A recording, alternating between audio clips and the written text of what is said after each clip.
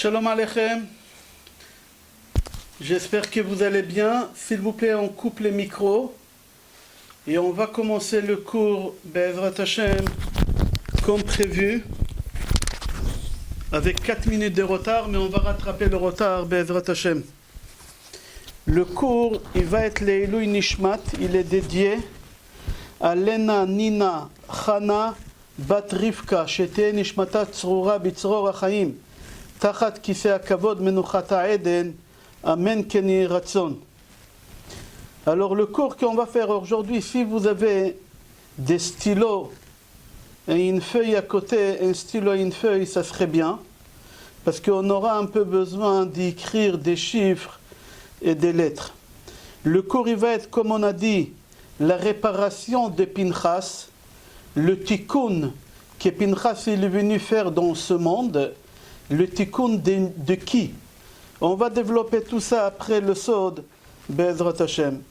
Alors la paracha elle commence comme ça, Vaïdaber Hashem el Moshe lemor. Hashem il a dit à Moshe en disant, Pinchas ben Elazar ben Aaron HaKohen, Eshiv et Chamati, Me'al bnei Israël bekano et kinati betocham. Lachen emor, ineni noten lo et beriti shalom. Celui qui comprend l'hébreu, le pasuk ici il finit pas comme il faut, c'est pas un hébreu exact. Lachen emor, ineni noten lo et beriti shalom. Lachen emor, ineni noten. Il fallait marquer lachen emor lo, dis-lui, ineni noten lo et beriti shalom. Alors la première question que le Zohar HaKadosh dit, pourquoi il manque ici le mot lo? Lachen emor, ineni noten lo et beriti shalom. C'est marqué lo à la fin, mais c'est pas marqué lo à l'endroit où il faut. C'est marqué ineni noten et beriti. C'est pas ineni noten et beriti. Ineni noten et beriti, ineni noten lo et beriti shalom. Je lui donne à lui. Ça c'est la question de Zohar HaKadosh. Le Zohar HaKadosh, Rabbi Shimon Bar Yochai répond, dit pour la simple raison que Moshe Rabbeinu, c'est lui qui l'a dit Ineni noten et beriti shalom. C'est lui qui donne, c'est-à-dire je suis d'accord avec l'acte que Pinchas vient de faire. Parce que Béné Israël, ils ont cru que Pinchas il a fait de lui-même. Ils ont dit, puisque Pinchas il a fait de lui-même, il n'avait pas le droit de faire ce qu'il a fait, alors on va le tuer. Alors Moshe Rabbeinu, il leur dit, non, ineni noten, ineni, c'est moi noten et beriti, ineni noten lo et beriti shalom. C'est pour ça, c'est pas marqué emor lo. C'est marqué emor, ineni noten lo et beriti shalom. Après emor, il n'y a pas le mot lo. C'est comme ça que le Zohar HaKadosh il explique. Et on va essayer de comprendre c'est quoi les lettres lo. Lamed vav. Lamed aleph, c'est non. Lamed vav en hébreu, c'est lui.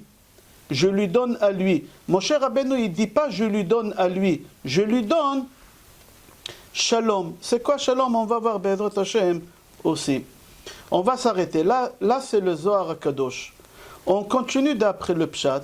Il faut savoir que Pinchas, il a sauvé le peuple juif de la destruction. HaKadosh Baruch Hu, il a voulu éliminer tous les juifs qui ont sorti d'Égypte. Pas seulement les hommes.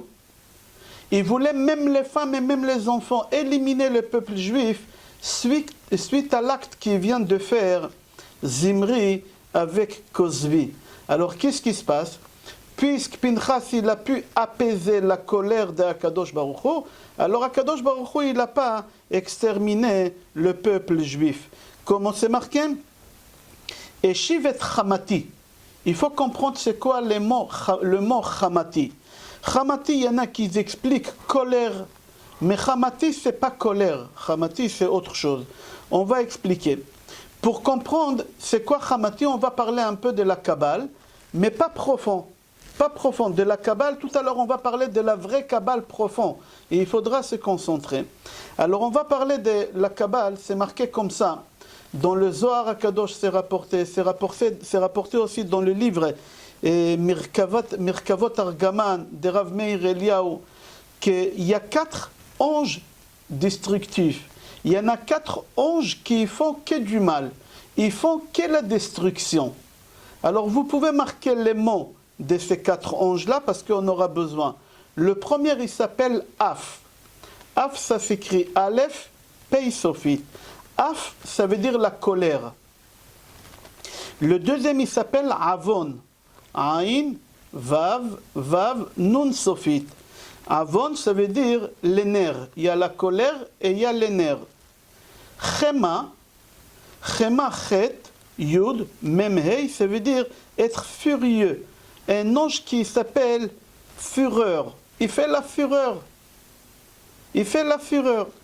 Et quatrième ange qu'on l'appelle Mashrit, destructeur. Et ici dans la paracha à nous, Akadosh Baruch Hu, il a voulu éliminer le peuple juif, il a voulu détruire le peuple juif.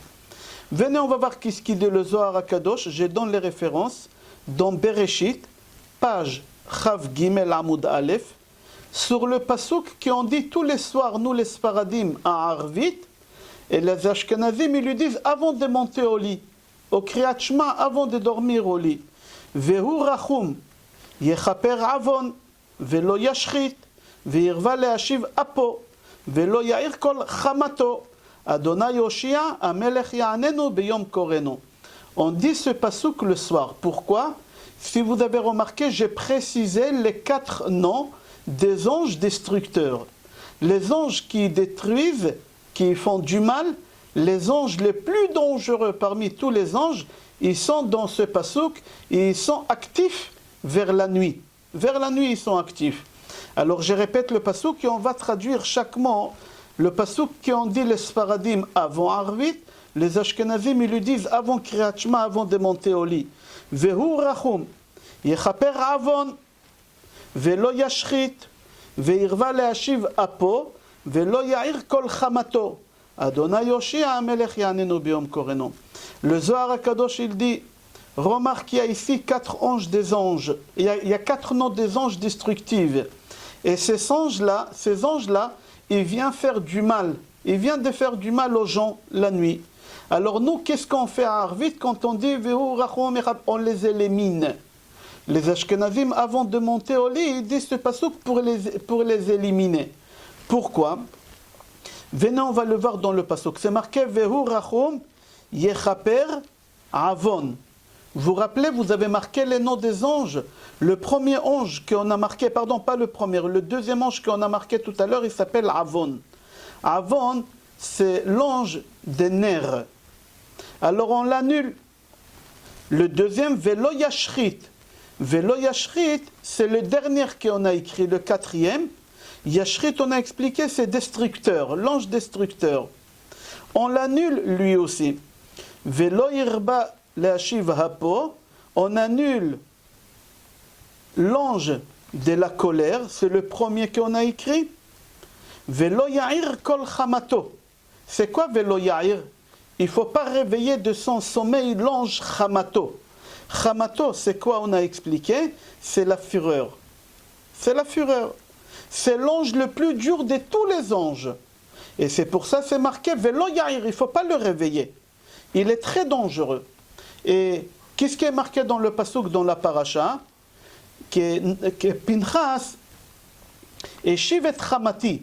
Pinchas, il a su comment contrôler l'ange le plus dangereux parmi les 4 anges. On va développer tout à l'heure. Alors c'est pour ça on dit Velo Yair, il ne faut pas le réveiller, il est très dangereux celui-là. Pas tout le monde y peut contre cet ange-là. Pinchas il a pu, mais pas tout le monde y peut. Maintenant quand on fait Kriyat Shema le soir, avant de dormir, au Kriyat Shema avant Arvit, nous on annule ces 4 anges-là. Venez voir qu'est-ce qui est marqué dans Gemara Brachot, page Hey, Amud Aleph. Amar Rabbi Yoshua ben Levi, Rabbi Yoshua ben Levi dit, Kriyat Shema matzila mina mazikim. Quand on lit Kriyat Shema, c'est une protection des mauvais démons, des mauvaises personnes qui veulent te faire du mal. Mazikim, ça veut dire shedim. En pluriel, en singulier, shed. C'est un démon. Quand tu lis Kriyat Shema, tu te protèges des démons. C'est bien de demander aux enfants, avant qu'ils s'endorment, de lire au moins le premier pasuk de Shema Israël, comme ça, ils ne font pas des cauchemars. Parce que le cauchemar, il vient des démons.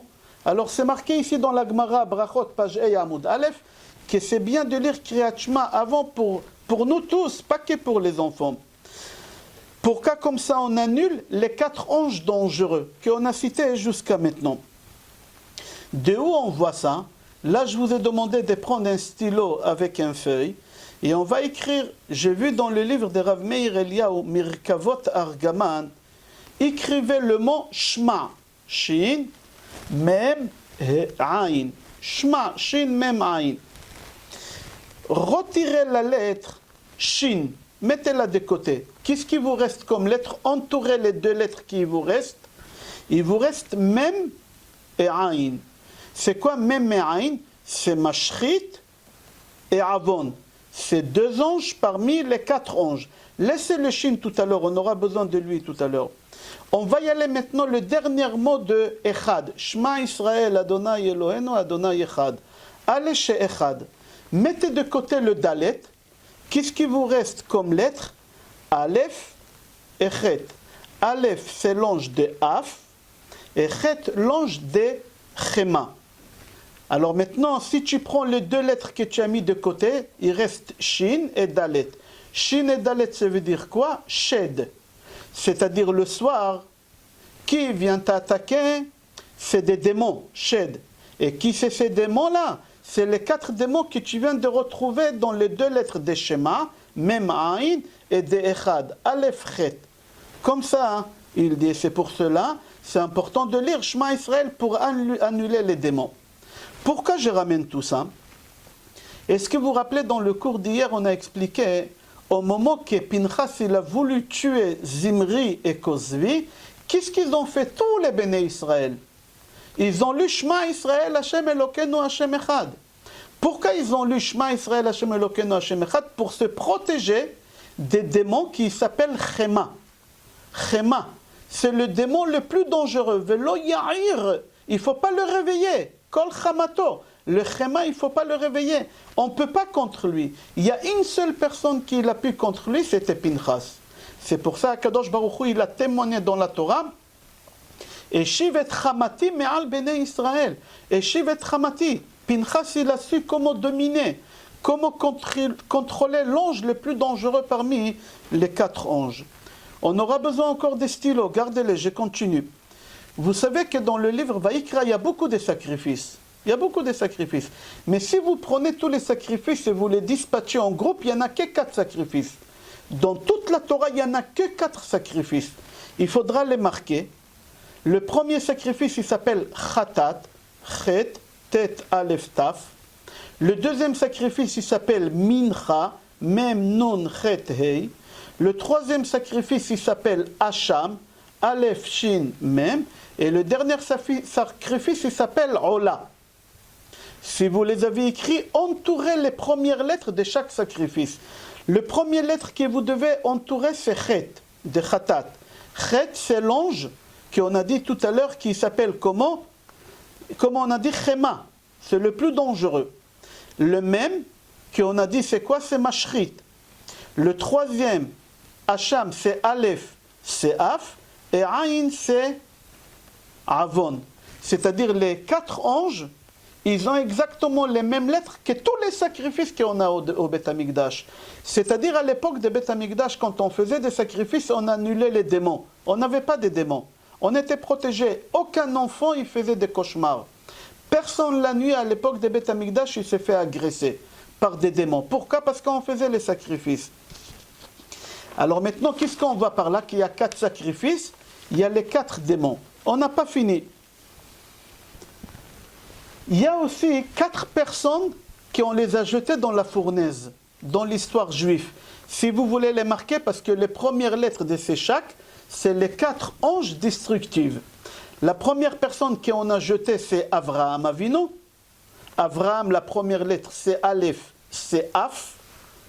Après, c'est Hanania, c'est Chema. Après, c'est Mishaël, c'est Mashrit. Et Azaria, Ain, Avon. Hanania, Mishaël, Azaria et Avraham, si vous prenez les premières lettres de ces 4 personnes qu'on a jetées dans la fournaise, c'est les 4 démons. Pourquoi? Parce que pour faire purifier quelque chose, si par exemple j'ai de l'or et j'aimerais purifier l'or, enlever tout le mal, je les mets dans le feu. Je les mets dans le feu. Et au moment que je les mets dans le feu, tout le mal, toute la saleté qu'il y a dans de l'or, alors ça s'appelle en français fonderie. On est en train de fondre l'or, on enlève toute la saleté et on reconstruit à nouveau. Ici, Hanania, Mishaël, Azaria et Abraham, tout le temps ils ont fait d'annuler ces 4 personnes pour qu'Akadosh Baruch Hu ne se met pas en colère. Exactement, qu'est-ce qu'il a fait Pinchas? Eux aussi, ils ont fait cette chose-là. Alors je répète, tout celui qui lit Kriyat Shema avant de monter au lit, il annule ces 4 démons, surtout les enfants. Il y a des enfants qui font pipi au lit jusqu'à tard. Il y a des enfants qui ont peur la nuit. Il y a des enfants qui voient des images. Il y a des enfants qui font des cauchemars. S'ils lisent Shema Israël Adonai Eloheinu Adonai Echad, que ce pasouk-là, normalement, Kriyat Shema à la mita, il est long. Mais déjà que ça, en comprenant qu'il faut mettre le shin à côté, il reste même aïn, et Echad, il faut enlever le dalet, il reste le chet dalet. Alors le shin dalet, ça fait shed, et même aïn, ça fait les 2 anges, et aleph chet, ça fait les 2 autres. Total, ça fait 4, et ça protège les enfants et les adultes. Et c'est ça qu'est-ce qu'il a fait Pinchas. Tous Béné Israël, ils ont lu Kriyat Shema contre Zimri, il a poignardé, contre Pinchas, il a poignardé Zimri et Kozvi. Mais personne n'a su faire la kavana. Pinchas, il a su comment dominer, comment contrôler l'ange le plus dangereux parmi les 4 anges. Akadosh Baruch Hu, il témoigne dans la paracha, il dit, Pinchas ben Elazar, Ishiv et Ramati, lui, il a su comment faire, comment contrôler, comment arrêter. Jusqu'à là, on a parlé d'après le Sod, pas approfondi. Tout à l'heure, on va parler très approfondi d'après la Kabbale approfondie. Alors, la Goya que Zimri il est parti avec, elle s'appelait Kozvi Bat Tsur. Kozvi, la fille de Tsur. Tsur, c'était qui? Nessi Midian, c'était le prince de Midian. Et le prince de Midian, il a dit à sa fille, ma fille, si tu pourras faire glisser le chef des Béné Israël, tu auras un cadeau. C'était qui le chef des Béné Israël? Moshe. Moshe Rabbeinu, mais elle ne savait pas. Alors sa fille lui a dit, papa, comment je peux reconnaître qui c'est le chef des Béné Israël? Alors il a dit à sa fille, ma fille, va où il y a Béné Israël, et quand tu vois quelqu'un de vieux, que tout le monde il le respecte, c'est lui le chef. Elle lui a dit, d'accord papa. Et quand elle est rentrée dans le camp des Béné Israël, elle est rentrée par où? Elle est rentrée par la tribu de Shimon. Et quand elle rentre par la tribu Shimon, en même temps, qui y rentre? Zimri, Nassi le chevet Shimon. Et les 24 000, ils se mettent debout.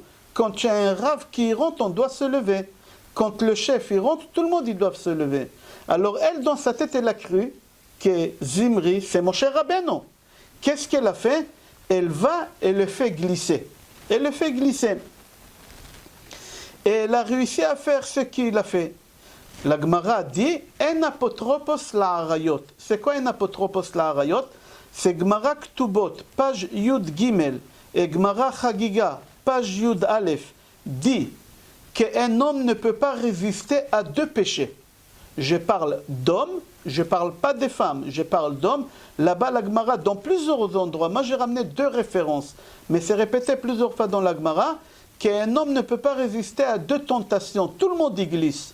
C'est l'argent et c'est les femmes. Même Zimri, qu'est-ce qu'il vient de faire? Nassi le chevet Shimon, c'était pas n'importe qui. Il a glissé avec une femme.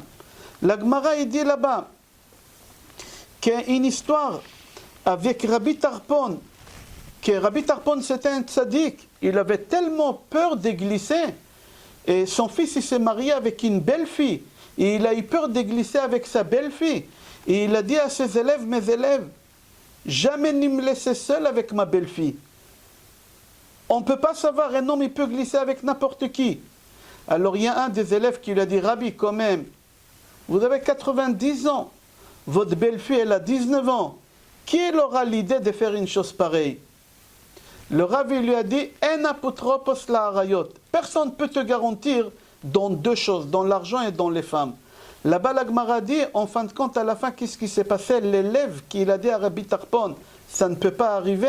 Lui, il a glissé avec sa belle-mère. Il était vieil, il a glissé avec sa belle-mère. Comme ça, il dit la Gemara. Pourquoi je ramène cette Gemara-là? Pour montrer que Zimri, c'était un tzaddik, c'était pas n'importe qui. Zimri, c'était un tzaddik, mais il a glissé malheureusement. Il a glissé. Encore une Gemara Shabbat, page Kuf Chav Zain. Que toujours tu dois juger les gens en bien. Si tu vois quelqu'un qui a fait une erreur, il y a un barbu, il a fait une erreur. Il ne faut pas lui mettre un tampon d'un voleur, un tampon d'un violeur. Non, là-bas la Gemara dit, il faut juger toujours les gens en bien. Tu ne peux pas savoir ce qui s'est passé. Et aussi c'est une Mishnah de Maxime de nos pères. Et Vedan kol adam lekav zchut. Tu dois juger chaque personne de bon côté. Ni juge en mal les gens. Pourquoi? Pourquoi tu dois juger les gens? Parce que si tu juges quelqu'un, il faut que tu saches que toi aussi un jour Hachem il va te ramener cette épreuve. Hachem il va te ramener la même épreuve que tu as jugé quelqu'un. David Amelech il a prié à Kadosh Baruch Hu, Al teve'eni ma'aseh avla. N'y me ramène pas au tribunal, parce qu'il était Dayan David, n'y me ramène pas au tribunal des actes malhonnêtes, parce que je pourrais tomber moi aussi dedans, parce que je dois juger. Quand tu juges quelqu'un, quand tu pointes le doigt sur quelqu'un, quand tu mets quelqu'un avec un grand point, il est voleur, il est ci, tu tomberas toi aussi dedans. Alors toujours juge, comme ça elle dit la Gemara Shabbat, Kuf Chav Zain, toujours juge les gens en bien. Il y a une autre Gemara, Gemara Ta'anit Pashtet. Là-bas la Gemara elle raconte une histoire sur Rav Huna. Rav Huna il a habité en Eretz Israël, il a habité à Tzfat. Et il est parti à Babel. Et quand il est arrivé à Babel, il a vu que les synagogues et les Beth Midrash où on étudie la Torah, on les ferme tôt, à 20h. Il a dit, je ne comprends pas pourquoi on arrête d'étudier à 20h. Nous en Israël, on étudie jusqu'à 11h du soir. Pourquoi à 20h les synagogues ils sont fermés? Pourquoi à 20h les Beth Midrash ils sont fermés? Il a mal parlé d'eux. Il a mal parlé. Ok, la synagogue elle est fermée à 20h, il était obligé de sortir dehors. Ils ne l'ont pas connu, ils l'ont mis dehors. Lui, quand il sort dehors, il fait un tour dans le marché. Et qu'est-ce qu'il remarque dans le marché? Que la vie, elle n'est pas chère là-bas. À Babel, la vie, elle n'est pas chère. Il a trouvé qu'un kilo de dattes, en Israël, il vaut 20 € le kilo. Et ici, à Babel, ça vaut 1 € le kilo. Il a dit, mais la vie, elle n'est pas chère. Les dattes, ça coûte cher. Il a dit, ben, si c'est comme ça, j'achèterai 2 kilos de dattes pour 2 €. Et il a pris les 2 kilos de dattes avec lui, il est parti dormir à l'hôtel. Et qu'est-ce qu'il a fait toute la nuit? Il a mangé des dattes. Il a mangé des dattes. À 2h du matin, il a attrapé une indigestion. Il a eu mal au ventre. Et toute la nuit, de 2h du matin jusqu'à 6h du matin, il courait entre son lit et les toilettes. Il a raté la tfila le matin. Il est arrivé en retard. Et toute la journée, il avait mal au ventre. À la fin, il a dit, maintenant je comprends pourquoi les synagogues ils sont fermées. Maintenant je comprends. Moi je les ai jugés en mal parce que je n'ai pas compris pourquoi. Maintenant que je vis de la même manière qu'eux ils vivent, ce n'est pas possible de vivre comme ça. C'est-à-dire qu'on doit toujours juger les gens en bien. On va voir encore une Gemara, Choulin, page Kouf Membet, Amoud Bet. Là-bas la Gemara elle raconte que Rabbi Yochanan Kohen Gadol, Rabbi Yochanan, c'était un des plus grands prêtres. Vous savez c'est quoi Kohen Gadol? Kohen Gadol, il rentrait au Beth Amikdash à Kippour, au Kodesh HaKodashim, au Saint des Saints. Il voyait Hachem Kivyachol. À Kadosh Baruch Hu, il demandait au Kohen Gadol de le bénir. Vous savez c'est quoi Kohen Gadol? Et c'est lui qui est rentré au Beth Amikdash, au Kodesh HaKodashim. Une fois, il était waouh. S'il rentrait 2 fois, il était waouh. S'il rentrait 3 fois, c'était un ange. Rabbi Yochanan Kohen Gadol, Shimesh Bakeuna Shmonim Shana, 80 ans, 80 fois il est rentré au Beth Amikdash. Et à la fin de sa vie, il est devenu quoi? Tzdoki. C'est quoi Tzdoki? Il croyait à la Torah écrite, mais il ne croyait pas à la Torah orale. En Israël, on a beaucoup comme ça, Ashdod, des Karaïtes, on les appelle aujourd'hui.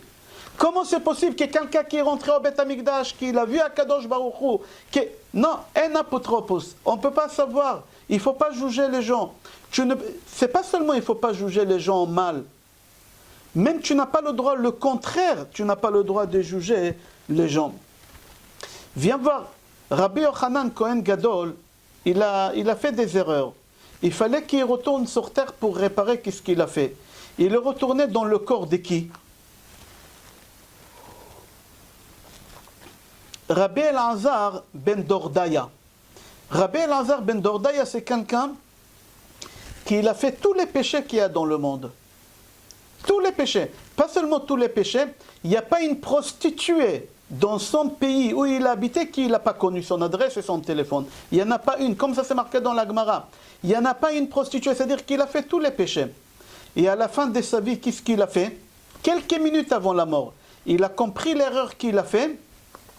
Là-bas, la Gemara dit, ben birka vega bepriya. Il a pleuré, il a fait tchouva, tellement il a pleuré qu'il est mort. Il est mort en faisant tchouva. Pendant toute sa vie, on l'a jugé en mal. Oui, c'est un rachat, oui, c'est quelqu'un qui mange à Kippour, oui, c'est quelqu'un qui ne fait pas Shabbat. Et à la fin de sa vie, qu'est-ce qu'il a fait? Il a fait tchouva. Qu'est-ce que tu apprends de là? Qu'il ne faut pas juger les gens pour rien. Ni en bien, ni en mal, tu ne peux pas savoir. Ni pointe le doigt sur personne. Ni accuse personne, ni juge personne, parce que si tu juges quelqu'un, tu tomberas dedans toi-même, tu tomberas dedans. Venez, on va voir encore une Gemara Brachot, Pashret. Là-bas, la Gemara Brachot dit, tu ne peux pas, qu'est-ce qui peut t'arriver dans ta vie? Chaque minute dans ta vie, tu dois prier que chaque chose il doit se passer bien. Écoutez comment elle finit la Gemara, ça fait des frissons. Quand j'ai appris cette Gemara il y a quelques années, ça m'a fait vraiment froid au dos. Là-bas, la Gemara dit, tu dois prier même après ta mort. Quand on va mettre la dernière coup d'épelle sur ton cercueil, prie que tes enfants ne se disputent pas sur l'héritage devant ta tombe. Ça peut arriver. Moi, j'ai vu des familles qui se sont disputées devant le cercueil de leur père sur l'héritage. Une famille en Angleterre, quand j'habitais à Manchester, des frères, ils se sont disputés qui va payer la dernière facture de la maison de retraite du père. C'est des gens riches, c'était des avocats, je me rappelle. Ils se sont disputés. Alors ici, la Gemara dit, Gemara Brachot, Pashret, toujours tu dois prier que chaque chose que tu fais dans ta vie, que ça se passe bien avec le shalom. Même la dernière coup de pelle qu'on va mettre sur ta tombe, prie qu'il n'y a pas de dispute. Qu'il n'y a pas de dispute, comme ça là-bas la Gemara a dit. Pourquoi? Parce que la Neshama, elle ne s'y porte pas. C'est la parole de qui? Rava bar Rav Shila. C'est la parole de Rava bar Rav Shila. Ok.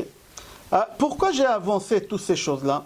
Venez, on va voir. Zimri ben Salou, il vient de faire un acte catastrophique. Il prend une Goya.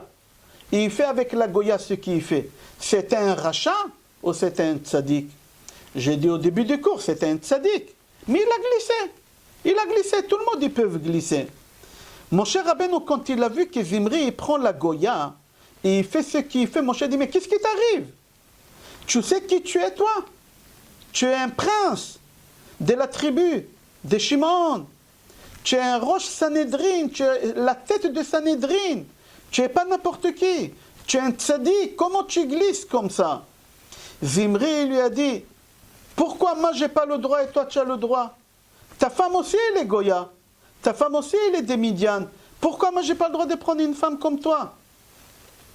Mon cher Rabbeinu, il n'a pas pu répondre. Il a perdu la parole. La mémoire, elle a quitté mon cher Rabbeinu. Nishtakcha mimeno halacha. Il a oublié la halacha, qu'est-ce qu'il faut faire avec quelqu'un qui parle comme ça, avec quelqu'un qui fait un acte pareil. Qui arrive juste là? Pinchas. Pinchas, il arrive. Rabotai, quand est-ce que Pinchas il est arrivé? Je précise bien, faites attention, c'est pas marqué dans beaucoup de livres. Pinchas, il arrive après l'acte. Et pas seulement après l'acte, après qu'Akadosh Baruch Hu, il a commencé à tuer 24 000 personnes, ils sont morts. À partir du moment que les 24 000 personnes ils sont morts, Pinchas il arrive, il poignarde. Il poignarde les deux. Je précise bien, après que 24 000 ils sont morts. Alors là-bas, la Gemara elle pose la question, elle dit, pourquoi Akadosh Baruch Hu, il a fait que Moshe Rabbeinu, il oublie la halakha? C'est une halakha simple. C'est une halakha simple. Comment Moshe ne s'est pas rappelé à Boel Aramit, Kanaim Pogrinbo? Comment Moshe Rabbeinu ne s'est pas rappelé que c'est lui qui va avec une Goya, on le tue? Viens, on va dire Moshe Rabbeinu avec l'âge, Chaz Veshalom, mais on va dire.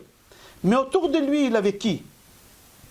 Il avait tous les Ham Israël, tous les Juifs, ils étaient là. Parmi tous ces 600 000 personnes, il n'y a pas un qui s'est rappelé de la halakha. Il n'y a que Pinchas qui s'est rappelé de la halacha. Il faut comprendre qu'est-ce qui se passe ici. Ça, c'est la question de la Gemara. La Gemara dit, tu dois déduire ici quelque chose dans ta vie. Il y a des gens dans la vie qui ont des échecs. Il y a des gens dans la vie qui ont des réussites. Il y a des gens dans la vie que tu crois qu'ils ne vont pas réussir dans leur vie. Il y a des gens dans la vie que tu crois qu'ils vont réussir. Il y a des parents qui croient qu'ils ont un enfant à bon à rien faire. Il n'est pas capable. Il dort toute la journée. Il traîne dans les rues toute la journée. La Gemara, elle te dit, En lecha adam she'en lo sha'a ve'en lecha adam she'en lo makom. Chacun, Akadosh Baruch Hu, il lui a réservé le moment de monter. Le moment de gloire, je crois, on dit en français. Pinchas, c'est arrivé le moment de monter. Il était tout le temps bas, il était Kohen, mais il ne pouvait pas travailler au Beth Amikdash, il n'avait rien. Il était jeune. Zimri ben Salou, il avait 250 ans. Pinchas, il avait 20 ans. Qu'est-ce qu'un homme de 20 ans, il va tuer quelqu'un de 250 ans? Qui tu es, toi?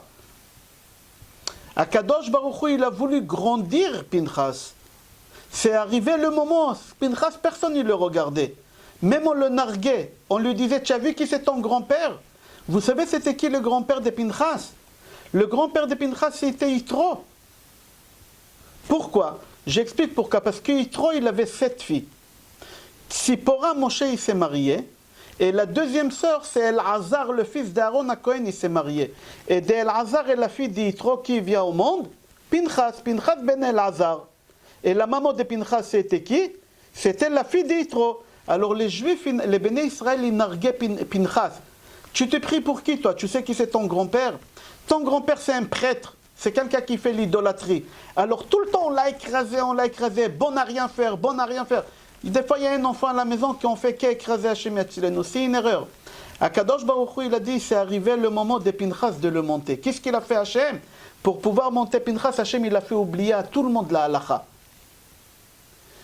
Encore plus fort que ça, David Amelech, il dit dans le Tehillim, Moshiv Yechidim Baïta. C'est quoi Moshiv Yechidim Baïta? C'est dans Tehillim Samechet 68.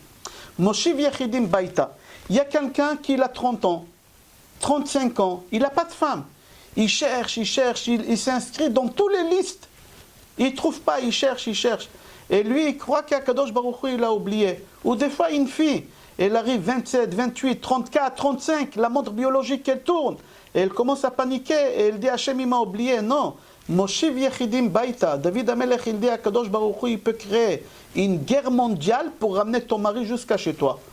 Pour ramener ta femme jusqu'à chez toi, ce n'est pas le moment.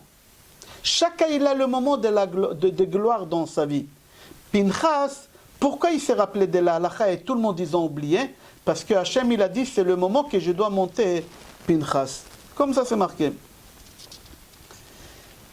La réponse, elle était simple. Quand Zimri, il a dit à Moshe Rabbeinu, pourquoi toi oui et moi non? Moshe Rabbeinu, il pouvait répondre tout simplement, moi j'ai converti la mienne.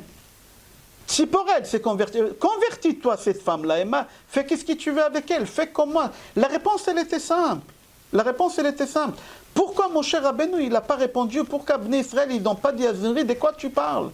Quelle comparaison tu fais avec une non-juif et avec la femme de Moshe? La femme de Moshe, elle s'est convertie au judaïsme. Pourquoi Hachem, il a fait tout ça? Pour la simple raison que Pinchas, il aura son heure de gloire. On va avancer. Et on va essayer de comprendre qu'est-ce qui s'est passé une seconde d'après la Kabbale, une seconde avant que Pinchas il a poignardé les deux personnes. Comment Pinchas il a eu cette audace? Il a autour de lui tous les béné Israël qui l'ont critiqué. Il y a des anges, on a dit dans le cours d'hier, des anges qui sont venus le pousser, qui sont venus le faire du mal. Il s'est passé quelque chose une seconde avant qu'il a poignardé. Alors j'ai lu le Zohar HaKadosh dans la paracha. Il dit, j'explique par cœur, c'est dans la paracha Zohar HaKadosh, c'est d'après la Kabbale. Il faut savoir qu'il y a 3 choses. Il y a Gilgul, il y a Ibour et il y a Dibouk. Et j'explique, ne vous inquiétez pas.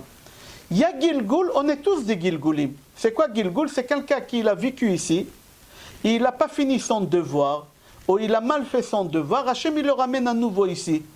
Ari HaKadosh, il dit, tous on était sur terre.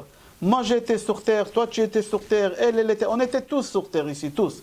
Il n'y a pas un neshamot chadashot, il n'y a pas de nouvelles âmes. Ça s'appelle Gilgul. On est tous des Gilgulim. Ya Ibour. C'est quoi Ibour? En hébreu, si tu prends le dictionnaire Ibour, c'est une femme qui a un bébé dans le ventre. Isha me'uberet, c'est un corps dans un autre corps. Alors j'explique c'est quoi Ibour. D'après la Kabbale, Ibour, si par exemple, il y a quelqu'un qui a quitté le monde, il était tzaddik mais il a fait une seule faute. Est-ce que Hachem il va le ramener sur terre encore 80 ans, 90 ans pour réparer une seule faute? Non, Hachem il ne fait pas une chose pareille. Quelqu'un qui a fait 2 fautes, Hachem il ne va pas le ramener sur terre pour réparer, non. Qu'est-ce qu'il fait Hachem avec ce tzaddik-là? Il le met de côté et il lui dit le jour qu'il y a un juif sur terre qui fait la mitzvah que toi tu as raté, je ferai rentrer ta neshama dans son corps. Ça s'appelle Ibour. Une neshama dans l'autre neshama. Je donne un exemple. Moi, Raphaël, j'ai fait une mitzvah de Kibud Orim, honorer les parents.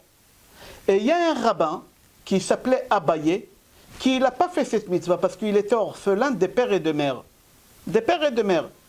Alors lui, il ne peut pas y aller au Gan Eden. Pourquoi? Il était tzaddik Abaye, mais il ne peut pas parce qu'il n'a pas fait toute la Torah. Il a raté la mitzvah de Kibud Orim. Ce n'est pas sa faute, mais il a raté. Hachem, il ne va pas le ramener ici sur terre pour faire cette mitzvah. Non, Hachem, il a gardé Abaye de côté. Et il lui a dit, le jour que Raphaël Pinto, il va faire la mitzvah de Kibud Orim, je te fais rentrer dans son corps. Et au moment que lui, il fait la mitzvah, toi aussi, tu feras la mitzvah. On est d'accord? Ça s'appelle Ribour. Ribour.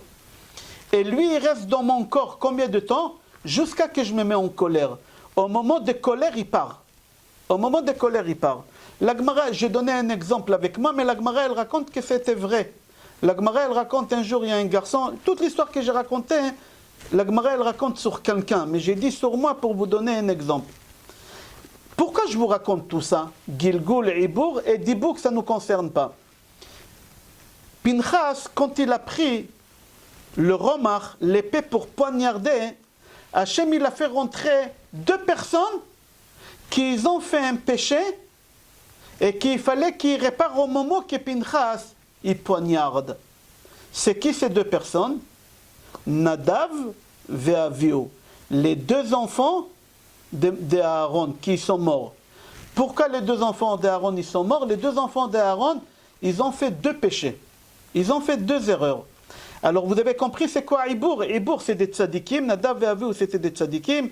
Hachem il les a mis de côté. Il leur a dit le jour que quelqu'un il va réparer qu'est-ce que vous n'avez pas fait, je vous ferai rentrer dans le corps. Qui est en train de faire la réparation? Pinchas. Hachem il a fait rentrer à Pinchas 2 neshamot, Nadav et Avihu. Quel péché ils ont fait Nadav et Avihu? Le premier péché d'après le Pshat. Après on va parler d'après la Kabbale très approfondie. Très approfondie. D'après le Pshat, qu'est-ce qu'ils ont fait Nadav et Avihu? Ils ont dit Inalacha devant Moshe et Aaron et on n'a pas le droit de dire Inalacha devant son Rav. Si par exemple, quelqu'un te pose une question d'Alacha, j'ai le droit de gratter la tête Shabbat, il te pose une question. Et il y a ton Rav à côté, tu n'as pas le droit de répondre. Tu n'as pas le droit de répondre. Tu dis, il y a le Rav, pose la question au Rav. Nadav et Avihu, ils ont tranché une halakha devant Moshe et Aaron. Ah, vous avez tranché une halakha devant Moshe et Aaron, il faudra réparer ici. Comment ils ont réparé? Pinchas, avant de tuer, il connaissait la halakha. Il demande à Moshe, Moshe, qu'est-ce qu'elle dit la halakha? Pinchas, il savait. Mais Moshe, il lui dit, je ne sais pas, dis-moi toi. C'est-à-dire, il lui a donné l'autorisation. Il a dit la halakha, tu nous as dit, il faut tuer. Il dit, alors je t'autorise à tuer. Et au moment qu'il tue, Nadav et Avihu, ils rentrent. Pourquoi? Parce qu'il a réparé ce qu'eux, ils n'ont pas fait. Eux, ils ont dit une halakha devant Moshe. Ils n'avaient pas le droit. Là, maintenant, Pinchas, il ne dit pas la halakha tant que Moshe ne lui a pas autorisé. Ça s'appelle Ribour. On va y aller d'après le Sod. On va aller beaucoup plus approfondi d'après le Zohar HaKadosh. Pardon, pas d'après le Zohar HaKadosh, d'après le Ramak. Rabbi Moshe Cordovero. Vous savez, c'était qui Rabbi Moshe Cordovero? C'était le Rav de Aharizal. À Tzfat, c'est lui qui va à Tzfat. Il y a une vieille synagogue, il y a des gens qui vont là-bas faire les tourismes dans le chouk. dans le vieux Chouk d'Etzfat. Dans cette synagogue, ils priaient tous ensemble. Maran Bet Yosef, Rabbi Yosef Karo, Rabbi Tzrak El Kabat, c'est lui qui l'a écrit les Chadodi, le Ramak Rabbi Moshe Cordovero, et son élève Aharizal, et l'élève d'Aharizal, Maharachu Rabbi Haim Vital. Il y avait là-bas 10 rabbanim, 10 grands géants qu'on connaît, ils ont vécu tous ensemble, ils avaient leur synagogue à eux. Maintenant, j'ai dit des choses très profondes d'après le Ramak. Si vous n'avez pas compris, vous pouvez après écouter parce que tout est enregistré, vous pouvez faire doucement et écoutez, je vais aller doucement. Le Ramak dit que Nadav et Avihu, ils sont venus faire le tikkun, le feu. Ils ont allumé un feu étranger. C'est quoi le feu? C'est quoi le feu? Alors il faut savoir qu'il y a une femme, je dirai une seule fois le nom. Après je dirai les lettres, si vous voulez l'écrire, vous l'écrivez. C'est la femme la plus dangereuse au monde. C'est un démon, pire que le démon. C'est une femme très très méchante. Et elle s'appelle Feu. Regardez qu'est-ce qui s'est passé. Natnu koach le nukba de klipa. Nukba de klipa, c'est la saleté, la plus saleté qu'il y a. Ils ont donné la force. Comment elle s'appelle cette femme? J'ai dit une seule fois, pas deux fois. Lilith. J'appelle celui qui veut écrire le nom, Lamed. Faites un trait pour ne pas écrire son nom, Yud. Faites un trait, Lamed, un trait, Yud, un trait et Taf. Eux, ils ont donné une force à cette femme-là très dangereuse. Au moment qu'ils ont ramené le feu au Beth Amikdash, ils ont donné à cette femme une force. C'est marqué Vayakrivu Esh Zara. C'est quoi Esh Zara? Le Ramak, il dit cette femme-là, Lamed Yud, Lamed Yud Taf, ils lui ont donné une force. C'est la saleté, ils lui ont donné la sainteté. Ils ont fait une erreur. Et Kozvi, la Goya, Kozvi, c'est la base de cette femme-là. Ce n'est pas la femme, parce qu'on ne peut pas la photocopier, cette femme, on ne peut pas la doubler. Elle est tellement méchante, on ne peut pas la doubler. Mais elle, c'est la base. Alors, qu'est-ce qu'il fait Zimri? Zimri, il monte sur Kozvi. Il monte sur la base. Pinchas, il arrive. Il voit la base de cette femme-là. Il dit, il faut l'éliminer, cette femme-là, il faut l'éliminer. C'est pour ça, si vous voulez marquer qu'est-ce que j'ai dit, vous allez voir que les dernières lettres, c'est le nom de cette femme. C'est marqué dans la paracha. Et Chamati Me'al Bene Israël. Si vous prenez les dernières lettres, Et Chamati Me'al Bene Israël, c'est Lamed Yud Taf. C'est-à-dire, Pinchas, au moment qu'il doit tuer Zimri et Kozvi, que c'est la base de Lamed Yud Taf, qui faut qu'il vienne réparer ça? C'est pas Pinchas qui l'a donné la force, c'est Nadav et Avihu. Alors tout de suite, Nadav et Avihu, ils rentrent en lui, et là, Pinchas, il l'élimine. Et là, ils ont fait le tikkun. Là, Pinchas, il tue cette Goya, il levatel et à Lamed Yud Lamed Tuf sherochevet alea. Velachen Nadav et Avihu, et c'est pour cela Nadav et Avihu, ils sont venus l'aider. Pourquoi? Parce qu'eux, ils ont fait le mal dans la vie d'avant. À l'aider chez Vihu Esh Zara, ils lui ont donné des forces à cette femme-là. Vekaet chez Pinchas. Maintenant, Pinchas, il a fait l'acte, il a réparé le mal qu'il a fait. Alors ça, c'est d'après la Kabbale. Pourquoi Nadav et Avihu, ils ont rentré dans Pinchas? Je continue la paracha Rabotai. Il faut comprendre le salaire qu'Akadosh Baruch Hu il a donné à Pinchas suite à ça qu'il a éliminé la base de Lamed Yud Taf. Il faut comprendre. Alors c'est marqué dans le livre Or Gedalia de Rav Gedalia Shor Zatzal. Il rapporte une Gemara Sanhedrin, page Peibet Amoudbet. Il faut savoir quand quelqu'un tue quelqu'un d'autre, Chas v'Shalom, Akadosh Baruch Hu, il ne va pas réclamer à l'assassin, pourquoi tu as tué cette personne? Il n'y a pas que lui. Cette personne, elle devait avoir des enfants, des petits-enfants, des arrière-petits-enfants. Hachem, il va demander tous les neshamot qui devaient sortir de lui. D'accord? On a vu ça chez qui? Chez Caïn. Caïn, quand il a tué Abel, qu'est-ce qu'il dit à Kadosh Baruch Hu? Lama deme achecha. Pourquoi les sangs? Pourquoi les sangs? Kadosh Baruch Hu, il lui dit, pas le sang de ton frère, les sangs. Il devait avoir des enfants. C'est-à-dire, quand tu tues quelqu'un, Akadosh Baruch Hu, il te demande aussi des comptes sur ses enfants et c'est ses petits enfants. Rav Gedalia Cohen, il dit, au nom de Rav Tzadok Milublin, que quand Akadosh Baruch Hu, il paye à quelqu'un un salaire, il lui paye un salaire pas logique. Pas logique. Akadosh Baruch Hu, il ne se comporte pas d'après la logique. Nous, on est logique. Nous, les êtres humains, on est logique. 1 plus 1, ça fait 2. C'est pas possible qu'un plus 1, ça fait 1,5. Non, c'est pas possible. Nous, on est logique, c'est comme ça. Si je donne la tzedaka, j'avais 100 euros dans la main. Maintenant, j'ai donné 10 euros. Combien il reste d'après la logique? 90. Non. La Torah, elle te dit, tu te trompes, il ne te reste pas 90. Tu as 200 maintenant. Tu as 200. Mais comment j'ai 200? J'ai 90, je sais compter. Non, toi tu comptes d'après la logique. Venez, on va voir Gemara. Gemara, elle dit comme ça. Qu'Akadosh Baruch Hu, il se comporte toujours avec les personnes d'après la logique. C'est lui qui est dans la tzedaka, d'après la logique, quand il voit qu'il a moins. Mais Akadosh Baruch Hu, il te dit non, tu n'as pas moins, tu as plus. D'après la logique, tu ne le vois pas, mais ne t'inquiète pas, tu vas voir, quand tu donnes la tzedaka, et c'est la seule chose qu'on a le droit de tester Hachem. Hachem, il a dit, Bachanoun basé. Que dans celui-là, on a le droit de tester Hachem. Dans la tzedaka et dans le maaser. Laisse Akadosh Baruch Hu, il saura comment te le donner, ce n'est pas ton problème. Il dit, comme ça il dit, Or Gedalia. Il dit. C'est-à-dire qu'Akadosh Baruch Hu, il se comporte toujours d'après la logique. Toujours d'après la logique. Par exemple, notre Gemara Shabbat, page Kuf Yutet, 119. Là-bas, la Gemara dit qu'en général, les juifs de l'étranger, des diasporas, que ce soit en France, que ce soit en Babel, n'importe où, ils ne peuvent pas être riches. C'est une malédiction. Un juif à l'étranger ne peut pas être riche. Alors là-bas, la Gemara dit, comment c'est possible qu'il y a des juifs à l'étranger qui sont riches? Comment ça se fait? Là-bas, la Gemara, elle répond, elle dit, parce que Hachem, il se comporte d'après la logique. C'est quoi d'après la logique? Normalement, quelqu'un qui ferme le magasin Shabbat, Shabbat c'est le jour où on fait le plus de chiffres d'affaires. Et d'après la logique, il faut ouvrir. Si tu n'ouvres pas, tu déposes le bilan à la fin du mois. Non, Akadosh Baruch Hu, il a dit, si tu observes Shabbat, tu auras la bracha. C'est d'après la logique. Si je ferme Shabbat, je dois déposer le bilan. Non, ferme Shabbat, c'est Shabbat qui est dans la parnassa. Kihi mekor haberacha.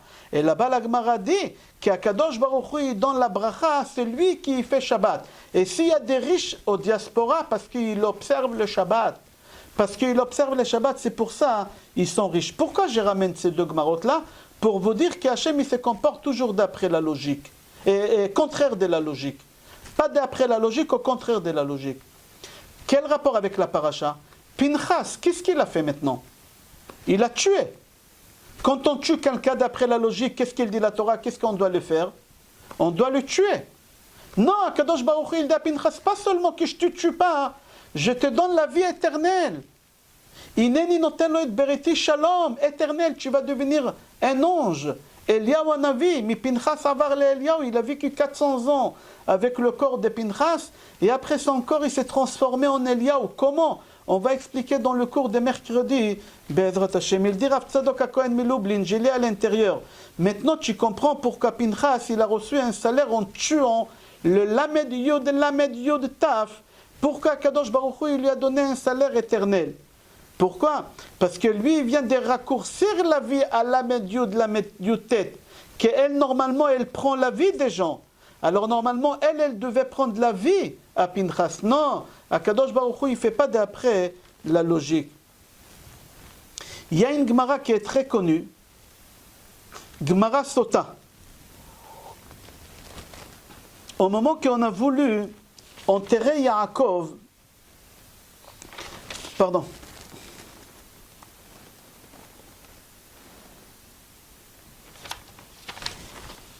je vais sauter parce que je ne veux pas être long.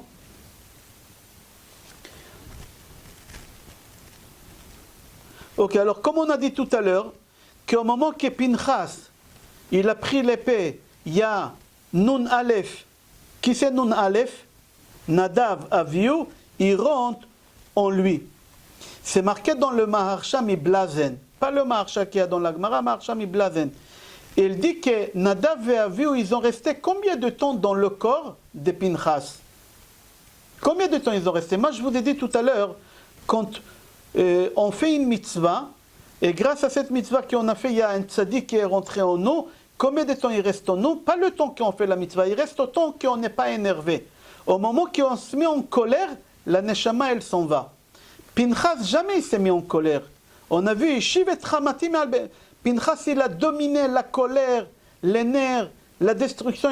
On a dit au début du cours d'après la Kabbale. Alors ils ont resté avec lui jusqu'à qu'il est devenu Eliyahu. Comment il est devenu Eliyahu? Regardez dans Melachim, dans le livre Melachim, tome 2, chapitre 2, c'est marqué là-bas au moment qu'Eliyahu il est monté au ciel Baseara.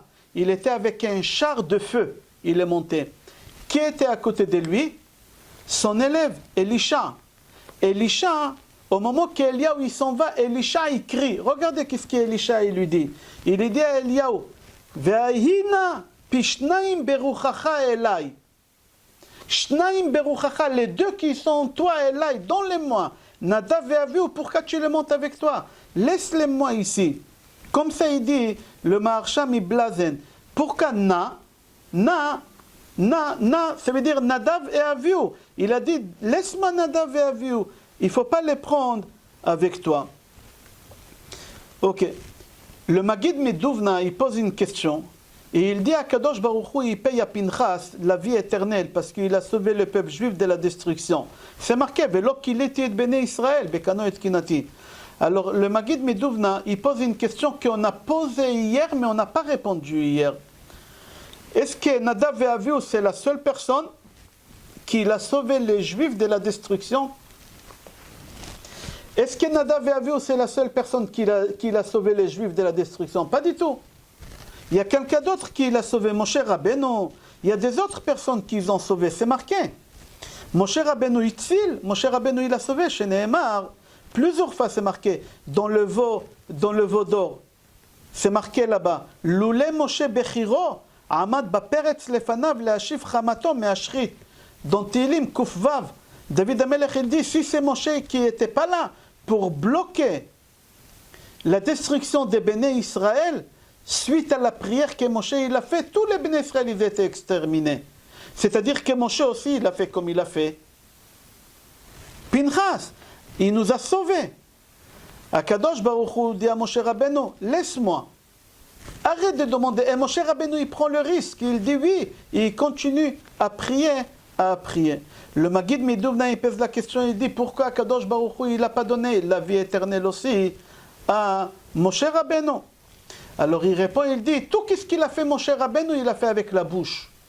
Tout ce qu'il a fait Pinchas, il a risqué sa vie, avec son corps il a fait ça. Il a pris des risques, autour de lui il avait tous les béné Israël, qui ont voulu le tuer, il a pris un risque.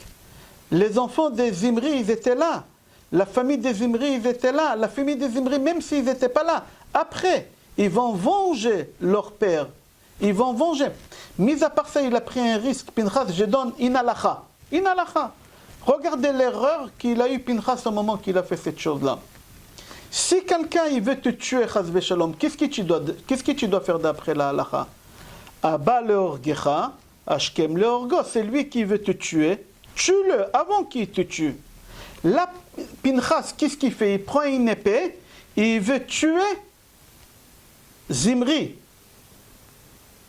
Il n'avait pas le droit de faire ça. D'après la halacha, il avait le droit, mais dans l'absolu, il n'avait pas le droit. On expliquera ça dans le cours de mercredi. C'est-à-dire, je vous pose la question, elle est comme ça, à l'envers.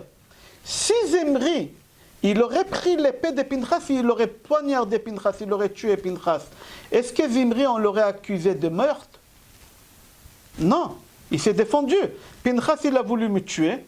Certes, d'après la halacha, il avait le droit de me tuer, mais on ne pouvait pas appliquer la halacha à l'époque. On ne pouvait pas appliquer cette halacha pour des raisons qu'on va expliquer mercredi. Alors Pinchas, au moment qu'il a voulu tuer Zimri, si Zimri serait levé, il aurait pris l'épée de Pinchas, il aurait poignardé Pinchas, Zimri, il avait raison de ce qu'il a fait. Et Pinchas, il savait ça. Pinchas, il savait, si Zimri, il va se lever, il me tue, il a raison. Pas seulement Zimri, même des gens autour, ils ont raison de me tuer. Parce que je n'ai pas le droit dans l'absolu de faire ce que je suis en train de faire. Alors la différence entre Moshe et Pinchas. Moshe Rabbeinu, il n'a pas pris de risque de la vie ou de la mort. Il n'a pas pris de risque. Il a fait que prier, prier. Va être Hanan el Hashem ba'etaï, il est mort. 515 prières il a fait. Jusqu'à qu'il est tombé malade. Mais il n'a pas risqué sa vie. La différence est que Pinchas, il a pris des risques. Et on va développer ça, tout ça, Be'ezrat Hashem, mercredi. Mis à part ça, Rabotai, encore beaucoup plus fort que ça, est-ce que les prières de Moshe, ils étaient exaucées? Non. Est-ce que Pinchas, il a réussi de faire dans son acte ce qu'il a voulu faire? Oui. La preuve. Moshe Rabbeinu, il a prié pour le veau d'or. Est-ce que Hachem, il nous a pardonné pour le veau d'or? Non. Akadosh Baruch Hu, il a dit, pour le moment, je ne punis pas en une seule fois, je ne les tue pas, mais doucement, doucement. Chaque génération et génération, je leur donne un peu. Chaque génération, un peu, un peu. C'est-à-dire qu'il n'a pas réussi à nous faire pardonner sur le veau d'or. Sur les Meraglim, il a réussi à nous faire pardonner? Non, jusqu'à aujourd'hui, on s'assoit à Tisha B'Av et on pleure à cause des Meraglim. C'est-à-dire que Moshe Rabbeinu, il n'a pas 100 sur 100. Il n'a pas 10 sur 10, comme on dit. Pinchas, par contre, il a réussi à bloquer l'épidémie. Pourquoi? Parce que normalement, Kadosh Baruch Hu, il devait tuer tous les béné Israël. Au moment que Pinchas, il a fait qu'est-ce qu'il a fait? Il a réussi à bloquer juste aux 24 000. Juste aux 24 000. Si Pinchas, il n'aurait pas fait qu'est-ce qu'il a fait, tous ils seraient morts. Alors Pinchas, il a réussi ou il n'a pas réussi? Oui, Pinchas, il a réussi. Alors tu ne peux pas, le Maggid Miduvna dit, tu ne peux pas comparer l'acte de Moshe et l'acte de Pinchas. Moshe, il n'a pas 10 sur 10. Il a 9 sur 10. Pourquoi? Parce qu'on paye jusqu'à aujourd'hui, on paye sur le veau d'or, sur la vente de Yosef, etc. Mais Pinchas, qu'est-ce qu'il vient de faire sur l'histoire des Cosby et des Zimri? On ne paye pas aujourd'hui. Il a réussi à calmer, à apaiser la colère d'Akadosh Baruch Hu. Comme ça, il dit le Maggid Miduvna. Alors venez, on va voir. Au début de Corona dit que tous les Shvatim, ils ont commencé à narguer Pinchas, à lui dire, tu as vu qui c'est ton grand-père, tu te pries pour qui? Ton grand-père, c'est Yitro, c'est un prêtre, c'est un curé, ton beau-père. Il a fait toute l'idolâtrie. De quoi tu parles? De quoi tu parles? La question qu'elle se pose, pourquoi tous les Juifs, ils ont attaqué Pinchas? Si c'est la tribu des Shimon, c'est compréhensible. Pourquoi? Parce qu'ils défendent leur chef. Si c'est la famille des Shimon, c'est compréhensible. C'est leur père, c'est leur grand-père, ils défendent. Mais les autres tribus, pourquoi ils se sont mêlés? Pourquoi ils se sont mis à narguer Pinchas? Mis à part ça, ils doivent dire merci à Pinchas. Comment ça se fait qu'ils crient sur Pinchas? Arrête, qu'est-ce que tu fais? Pourquoi tu l'as tué? Mais dites-moi, dites merci à Pinchas. Grâce à Pinchas, vous avez la vie sauve. Si Pinchas, il n'était pas là, on serait tous morts. Alors pas seulement qu'eux ils disent pas merci à Pinchas, encore ils sont en train de crier à Pinchas. Mis à part ça, ils ont vu tous les miracles qu'Hachem il a fait à Pinchas. D'après la Gemara, Kadosh Baruch Hu, il lui a fait 6 miracles. Targum Yonatan ben Uziel, il rajoute encore 6. Pardon, d'après la Gemara, Hachem il lui a fait 6. Targum Yonatan ben Uziel, il rajoute encore autres 6. Total 12. Les 12 miracles, on va les développer, Be'ezrat Hashem, demain au cours. Mais tu vois qu'Hachem, il fait des miracles à quelqu'un. Pas n'importe quel miracle. Alors, comment ça se fait que les béné Israël, ils sont en train d'attaquer Pinchas? Il faut comprendre ces choses-là.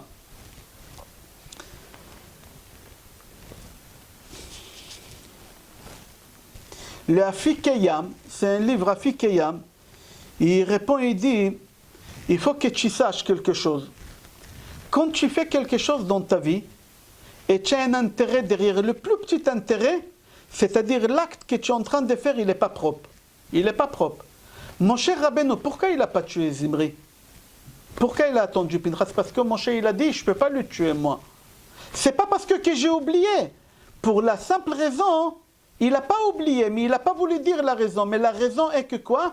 Que si je me lève, je le tue. Aninago abadavar. J'ai un intérêt parce que lui, il vient de m'attaquer, ta femme.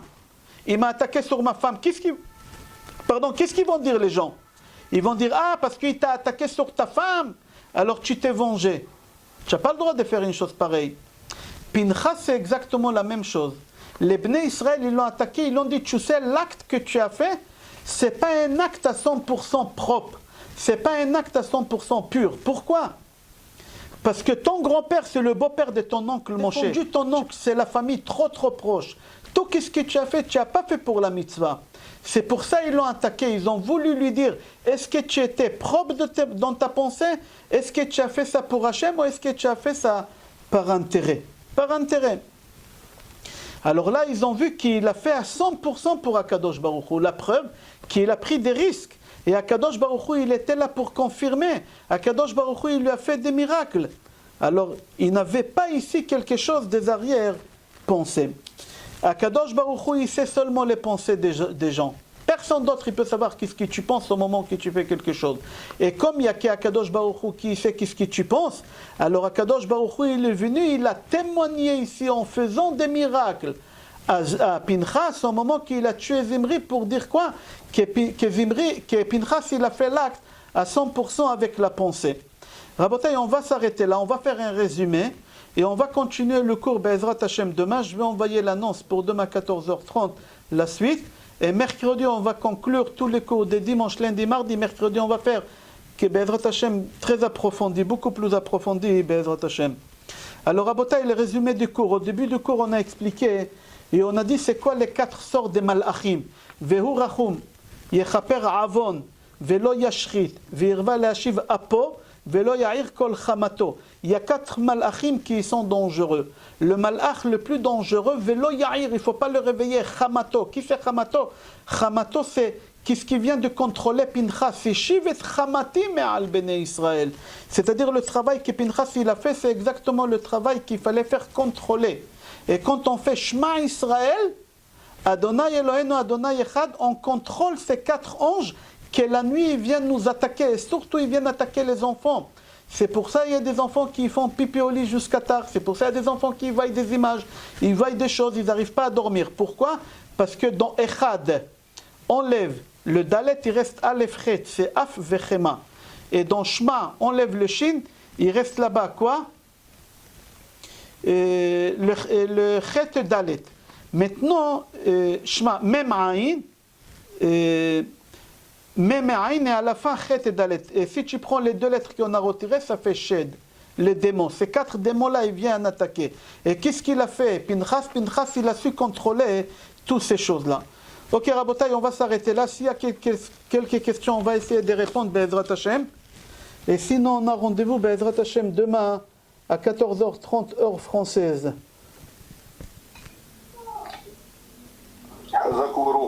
Baourti El Hashem. Il n'y a pas de questions? Ok. Bracha ve'atzlacha, brochim tiyu. Kol tov, monsieur Nidam. C'est Meir Nidam. Baourti, kol tov. Kol tov. Kol tov.